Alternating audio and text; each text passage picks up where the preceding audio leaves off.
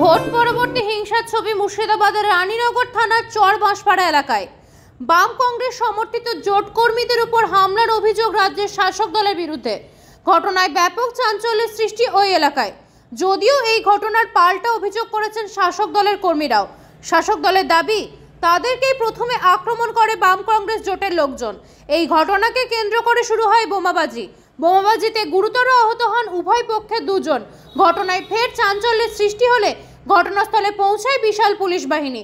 ইতিমধ্যেই ঘটনার তদন্ত শুরু করেছে পুলিশ। আমরা দোকান থেকে এসেছিলাম, তো আমরা দেবের বাড়িতে গিয়েছিলাম, আমরা ভাইনা গেছিলাম। আমরা ভাইনা গেলে প্রথমে মাছ চালাই তাজিম, এইসব মোহরাব আর আকুল, মজিবর, রশিদ, বাজিদ এলা পাথরে মাছ চালায়। শাবল সিদ্ধে শাবল বেড়ে গেছিল। কি দিয়ে মেরেছে? শাবল দিয়ে। কে মারলো কেন? মারা কেন্দ্র করে জোট পার্টিকে ভোট দিয়ে তার লাগে। আর ওরা কোন দলের? ওরা বিয়ে টিএমসি। মানে আপনার জোট করার জন্য কি মেরেছে? আমাকে জোট করার জন্য মেরেছে। বম টম দিয়ে মেরেছে এরকম? হ্যাঁ, বম দিয়েও মেরেছে। আমার বাড়ির সামনে বম ফেলেছে এখানে। হ্যাঁ, আমার বাড়ির সামনে ওইখানে বম ফেলেছে। আমার বাড়িতে ছেলে পেলে ছিল। কেউ খাম হয়েছে? কেউ খাম হয়েছে, আমার একটা ভাগনা খাম হয়েছে। মেয়ে ছেলে পেলেকে মেরেছে সিদ্ধে। কে মারলো? কে? টিএমসির লোক, শাসকের লোক। মানে হ্যাঁ, আমাকে জোট করে নিয়ে মারে। পুলিশ এসেছিল?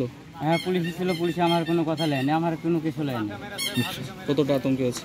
আমরা আতঙ্কে আছি, ভালো আতঙ্কে আছি আমরা। কি নাম আপনার? আমার নাম রাজ্জাক শেখ।